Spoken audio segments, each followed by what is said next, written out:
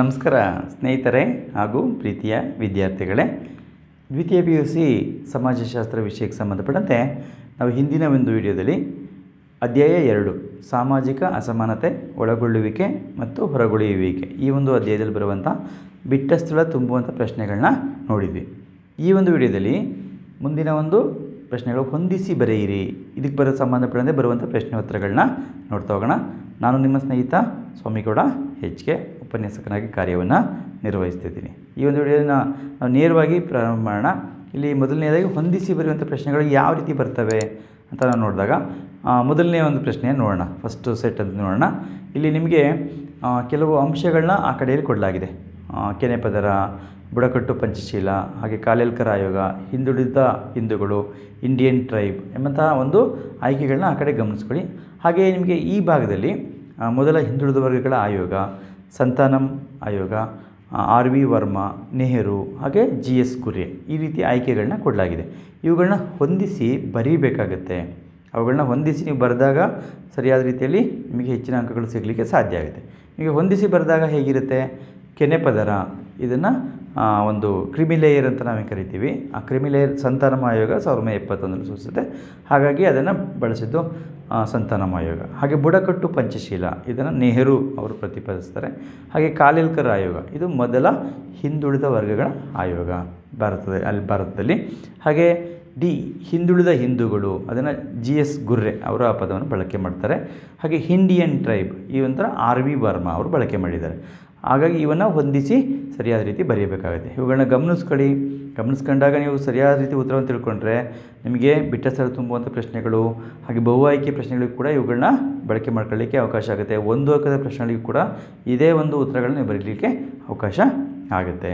ಹಾಗೆ ನಾವು ನೆಕ್ಸ್ಟ್ ನೋಡುವಂಥದ್ದು ಇನ್ನೊಂದು ಸೆಟ್ ನೋಡೋಣ. ಹೊಂದಿಸಿ ಬರೆಯುವಂಥ ಸೆಟ್ಟನ್ನು ಹಿಂದುಳಿದಿರುವಿಕೆಯ ಮಾನದಂಡ, ಹಕ್ಕಿಪಿಕ್ಕಿ, ಶ್ರೇಣೀಕೃತವಾದದ್ದು, ಪೀಪಲ್ ಆಫ್ ಇಂಡಿಯಾ, ಪ್ರಬಲ ಜಾತಿಗಳು ಅಂತೇಳಿ ಆ ಕಡೆ ಕೆಲವು ಅಂಶಗಳನ್ನ ಕೊಡಲಾಗಿದೆ. ಅದಕ್ಕೆ ಹೊಂದಿಕೆಯಾಗದಂಥ ಅಂಶಗಳನ್ನ ಈ ಕಡೆ ನೀಡಲಾಗಿದೆ. ಅವುಗಳನ್ನ ಹೊಂದಿಸಿ ಬರೀಬೇಕಾಗುತ್ತೆ.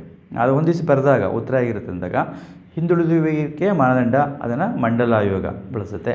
ಹಾಗೆ ಹಕ್ಕಿಪಿಕ್ಕಿ ಇದು ದಕ್ಷಿಣ ವಲಯದ ಬುಡಕಟ್ಟು ಒಂದು ಜನಾಂಗಕ್ಕೆ ಸೇರಿದವರು. ಹಾಗೆ ಶ್ರೇಣೀಕೃತವಾದದ್ದು ಅಂದಾಗ ಜಾತಿ ವ್ಯವಸ್ಥೆ. ಹಾಗೆ ಪೀಪಲ್ ಆಫ್ ಇಂಡಿಯಾ ಅಂದಾಗ ಹರ್ಬರ್ಟ್ ರಿಸ್ಲೆ ಅದನ್ನು ಬರೆದಿರುವಂಥ ಗ್ರಂಥ. ಹಾಗೆ ಪ್ರಬಲ ಜಾತಿಗಳು ಅಂದಾಗ ಕರ್ನಾಟಕದಲ್ಲಿ ನಾವು ತಗೊಂಡಾಗ ಲಿಂಗಾಯತರು ಮತ್ತು ಒಕ್ಕಲಿಗರು ಇದನ್ನು ಹೊಂದಿಸಿ ಬರೀಬೇಕಾಗುತ್ತೆ. ಹಾಗೆ ನಾವು ಇನ್ನೊಂದು ಮೂರನೇ ಸೆಟ್ಟನ್ನು ಹೊಂದಿಸಿ ಬರುವಂಥ ಪ್ರಶ್ನೆ ನೋಡಿದಾಗ ಅಲ್ಲಿ ನಿಮಗೆ ಕೆಲವು ನೀತಿಗಳನ್ನ ನೀಡಲಾಗಿದೆ ಮತ್ತು ಜೊತೆಗೆ ಥಿಯೋಸಾಫಿಕಲ್ ಸೊಸೈಟಿ ಮತ್ತು ಪ್ರಾರ್ಥನಾ ಸಮಾಜವನ್ನು ನೀಡಲಾಗಿದೆ. ಅವುಗಳನ್ನ ಹೊಂದಿಸಿ ಬರೀಬೇಕಾಗುತ್ತೆ ಈ ಕಡೆ ಇರುವಂಥ ಅಂಶಗಳಿಗೆ. ಬರೆದಾಗ ಯಾವ ರೀತಿ ಇರುತ್ತೆ ಅಂತ ಅಂದಾಗ ಪ್ರತ್ಯೇಕತೆಯ ನೀತಿ ಅದನ್ನು ಪ್ರತಿಪಾದಿಸಿದವರು JH ಹಟನ್ ಮತ್ತು ಎಲ್ವಿನ್. ಹಾಗೆ ಸ್ವಾಂಗೀಕರಣ ನೀತಿ ಟಕ್ಕರ್ ಬಾಪ ಮತ್ತು GS ಗುರ್ರೆ ಅವರು ಅದನ್ನು ಪ್ರತಿಪಾದಿಸಿದರು. ಹಾಗೆ ಐಕ್ಯತೆ ನೀತಿ ಜವಾಹರ್ಲಾಲ್ ನೆಹರು, MN ಶ್ರೀನಿವಾಸ್, ಹಾಗೆ ಮಜುಮ್ದಾರ್ ಅವರು ಕೂಡ ಅದನ್ನು ಪ್ರತಿಪಾದಿಸಿದ್ದಾರೆ. ಅದನ್ನು ಗಮನ ಇಟ್ಕೊಳ್ಳಿ. ಹಾಗೆ ಥಿಯೋಸಾಫಿಕಲ್ ಸೊಸೈಟಿ ಅದನ್ನು ಸ್ಥಾಪನೆ ಮಾಡಿದವರು ಅನಿ ಬೆಸೆಂಟ್ ಅವರು. ಹಾಗಾಗಿ ಅದನ್ನು ಹೊಂದಿಸಿ ಬರೀಬೇಕಾಗುತ್ತೆ. ಹಾಗೆ ಪ್ರಾರ್ಥನಾ ಸಮಾಜ ಅಂದಾಗ MG ರಾನಡೆ ಮತ್ತು ಆತ್ಮಾರಾಮ ಪಾಂಡುರಂಗ ಅದಕ್ಕೆ ಸಂಬಂಧಪಟ್ಟಂಥ ಹೊಂದಿಸಿ ಬರೀಬೇಕು. ಹಾಗೆ ನಾವು ಮುಂದಿನ ಇನ್ನೊಂದು ಸೆಟ್ಟನ್ನು ನೋಡಿದಾಗ ಇಲ್ಲಿ ಕೆಲವು ಅಂಶಗಳು ನೀಡಿ ಈ ಕಡೆ ಭಾಗದಲ್ಲಿ ಅವುಗಳಿಗೆ ಸಂಬಂಧಪಟ್ಟಂಥ ಕೆಲವು ಇಸ್ವಿಗಳನ್ನು ನೀಡಲಾಗಿದೆ.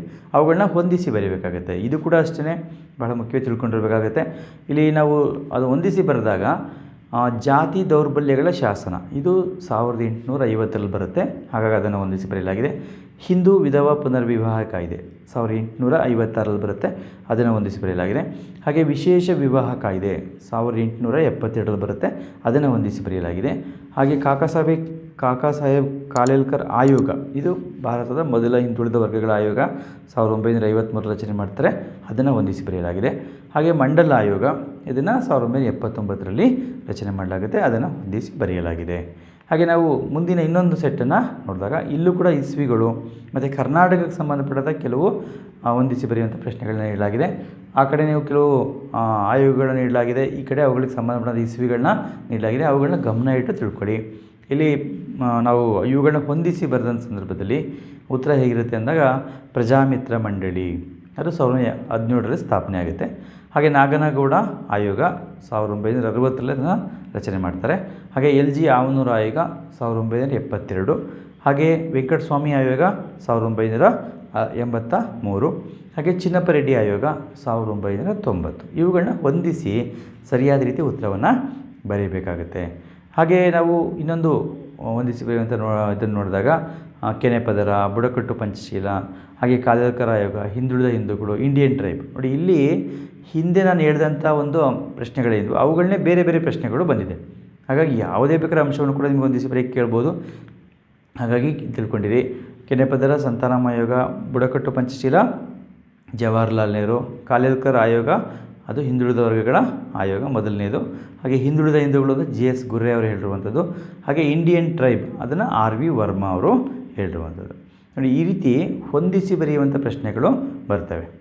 ಇದೇ ಎಲ್ಲ ಪ್ರಶ್ನೆಗಳನ್ನ ಸೇರಿಸಿ ನಾವು 1 ಅಂಕದ ಪ್ರಶ್ನೆಗಳನ್ನ ಯಾವ ರೀತಿ ಕೇಳ್ಬೋದು ಅಂಥೇಳಿ ಮುಂದಿನ ಒಂದು ವಿಡಿಯೋದಲ್ಲಿ ನೋಡ್ತಾ ಹೋಗೋಣ.